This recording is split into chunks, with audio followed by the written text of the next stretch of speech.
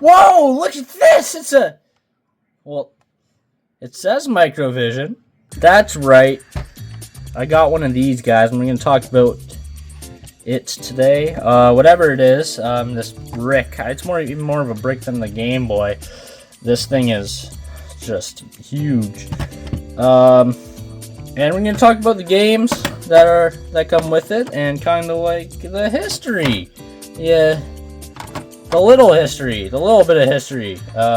It's very it's a very interesting console, and we're gonna talk about it because I have nothing else to do. So that's pretty cool.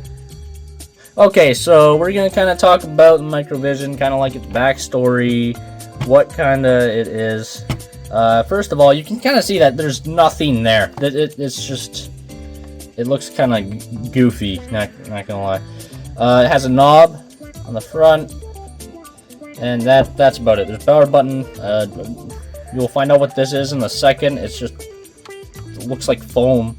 And the screen with the motherboard or whatever, circuitry and whatever. This right here is a toggle for contrast, and then the batteries go in here. Yeah. Very complicated stuff.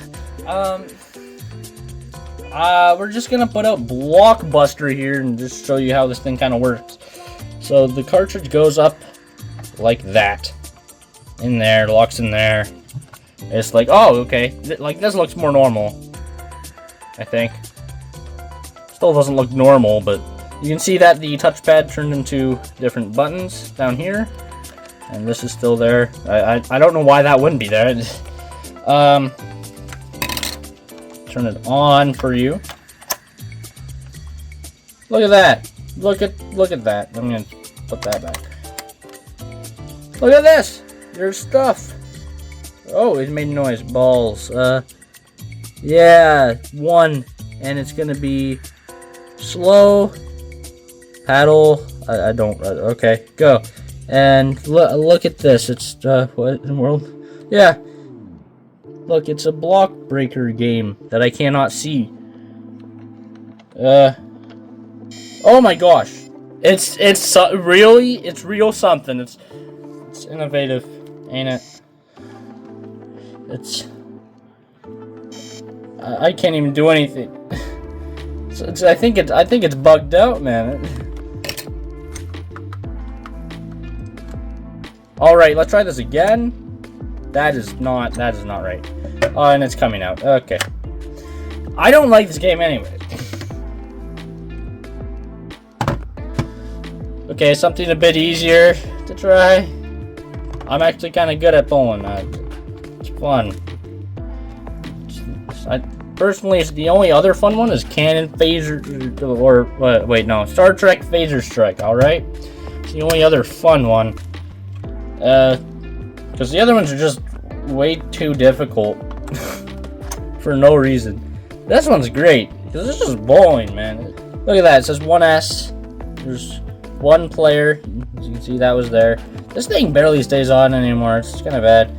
The speed is slow right now, and you just press go. I don't know. Oh yeah, go. And see, there's the bowling pins up there, and you should see the ball moves quite quickly down there. And oh, that was bad. All right. Got a spare. That's kind of. It's very simplistic games. Can't even get it off. There you go. All right. So what is this thing? What is this wild console, and when was it even released? This thing looks so old it could be in the dark ages that this thing was made. In fact, technically for technology, kinda, this thing was released in 1979, a year after the Odyssey 2, if you know what that is, or kind of in the time period of the Atari 2600. This man right here is the first ever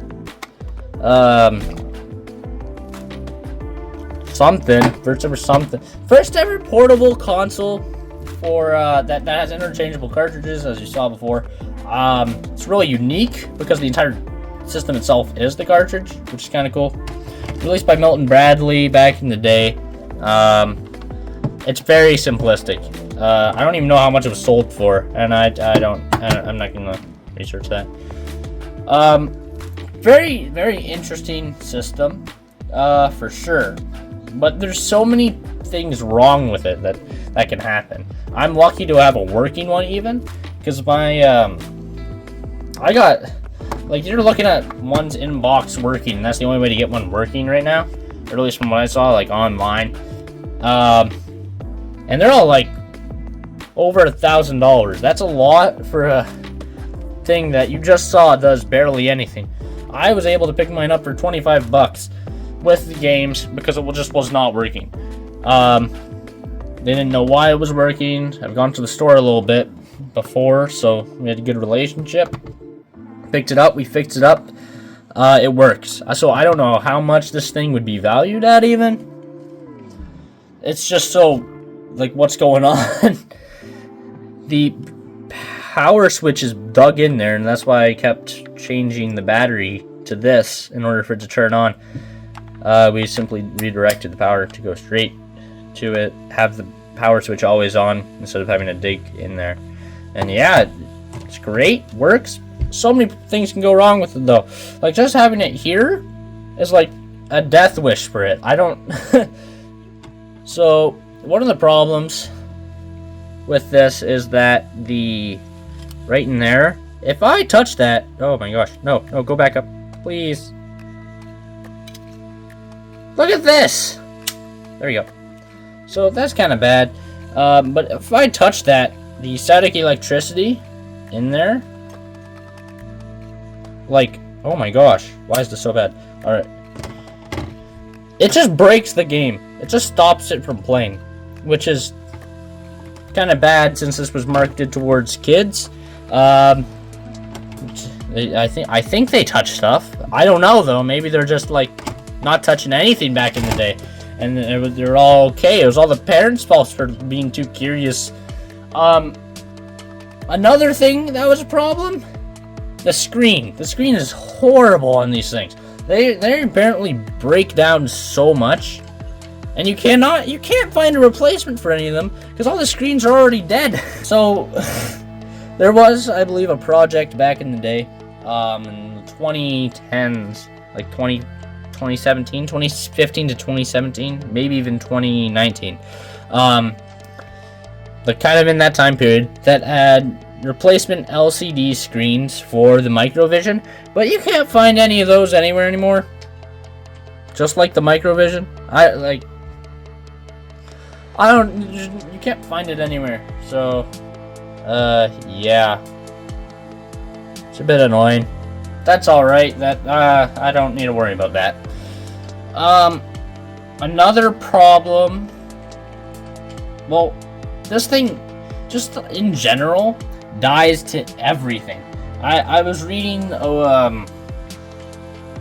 some weird online web page about this thing, and kind of like a manual or something, and in the manual it says to not expose to damp environments, hot environments, environments with dust particles in them, which is like everywhere, anywhere too cold, anywhere too dry, and do not expose to the sun. So pretty much you want to store this in an airtight bunker that gets no light. Like, seriously. There's nowhere to put this. If you put it anywhere, it just breaks.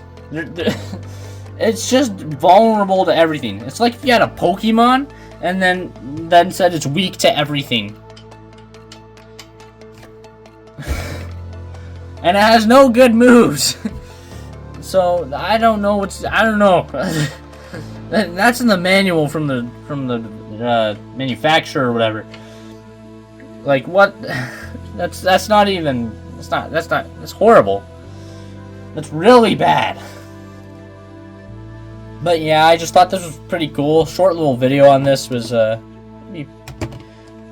interesting. It's a cool little thing that I have. I just want to show it off, I guess.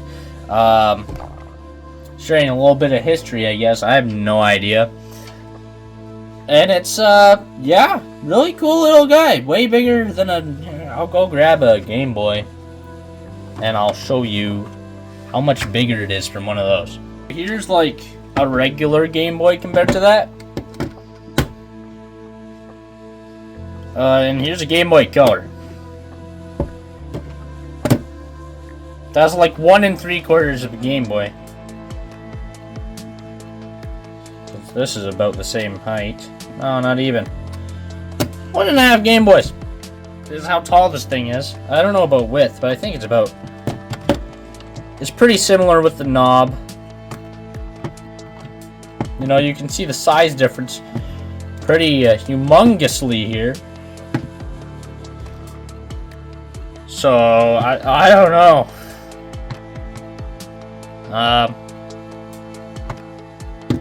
Interesting, right?